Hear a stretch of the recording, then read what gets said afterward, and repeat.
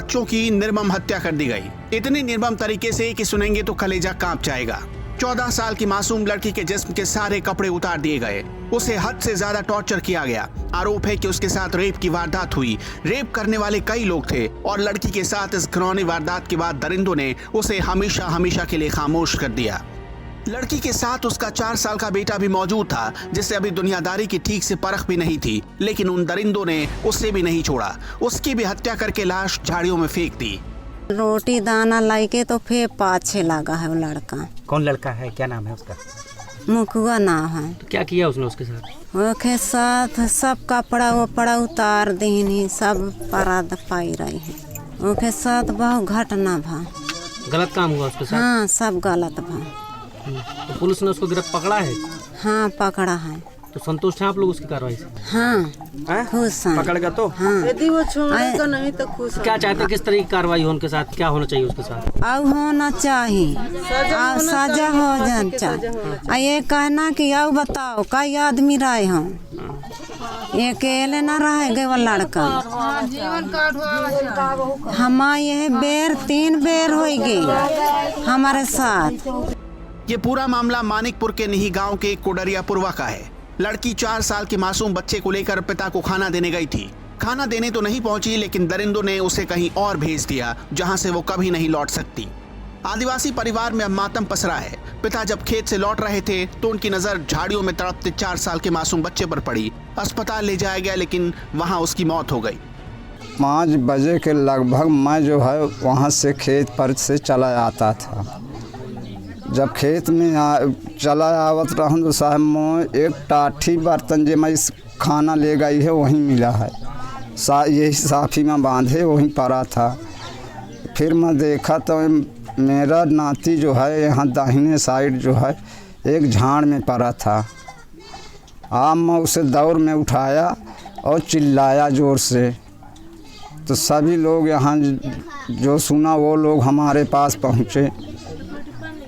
फिर इसके बाद जो है गांव के लोग जुड़ गए, ढूंढने लगे, सभी लोग ढूंढने लगे, माइन बाय सभी लोग पहुंच के ढूंढने लगे। तो वहाँ से लड़का के पास से और दूर लेकर एक झाड़ में ले गए थे। उसके साथ बलात्कार भी हुआ, बहुत अन्याय भी हुआ। इस हादसे ने सबको दहला दिया। इसके बाद से सियासी दलों ने राजनीतिक तीर्थाटन शुरू कर दिया।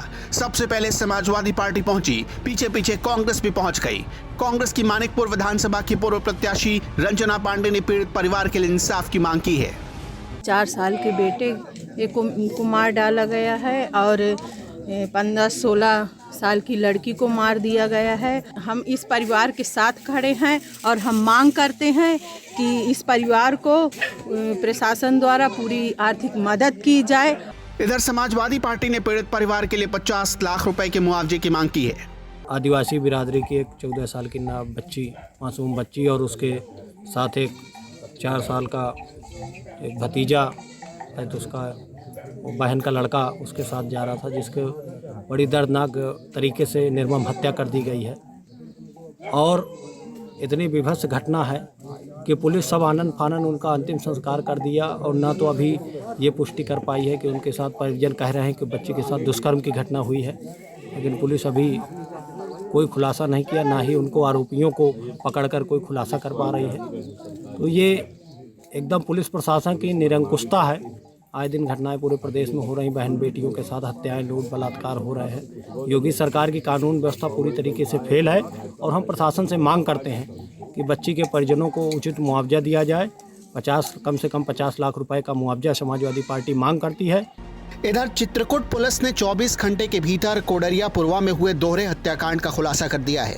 एसपी चित्रकूट अंकित मित्तल के निर्देश पर मानिकपुर प्रभारी निरीक्षक सुभाष चंद्र चौरसिया और उनकी टीम ने कमाल कर डाला। पुलिस ने मुख्य अभियुक्त राकेश कौल को गिरफ्तार कर लिया। घटना को अंजाम देने में इस्तेमाल हुई कुल्हाड़ी भी बरामद कर ली गई है। पुलिस ने बताया कि राकेश कौल लड़की से प्यार करता था, और जब उसने अपने प्यार का इजहार करने के लिए उससे मुलाकात करने की कोशिश की तो लड़की ने उसे थप्पड़ मार दिया। राकेश कौल इसे सहन नहीं कर पाया और उसने लड़की सहित मासूम लड़के की बेरहमी से हत्या कर दी। इसके बाद उसने लड़की के कपड़े इसलिए उतार दिए थे कि मामले को घुमाया जा सके। फिलहाल पुलिस पोस्टमार्टम रिपोर्ट का इंतजार कर रही है, जिससे ये पता चल सके कि रेप हुआ या नहीं। और कहीं राकेश कौल कोई और झूठ तो नहीं बोल रहा। मुखबिरी से एक व्यक्ति जिसका नाम राकेश कौल है वो प्रकाश में आया। उसको जब लाया गया और गहनता से पूछताछ की गई तो पता चला कि लगभग 2 से 3 महीने से उस लड़की के साथ जो मृतका थी उसके साथ उस अभियुक्त का संबंध था। उस घटना के दिन जब अभियुक्त ने लड़की से मिलने के लिए बात करने के लिए कहा तो लड़की ने उसे मना कर दिया।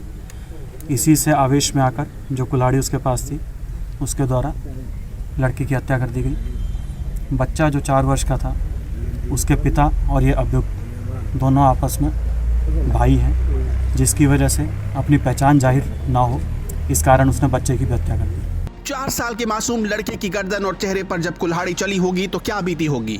दरिंदों को रहम भी नहीं आया और उन लोगों ने 2 लोगों को एक पल में ही मौत की नींद सुला दी। इस हादसे के बारे में जिसने भी सुना वो अंदर से कांप गया। कर्मक्षेत्र टीवी के लिए मानिकपुर से प्रमोद पांडे के साथ संजय साहू की रिपोर्ट।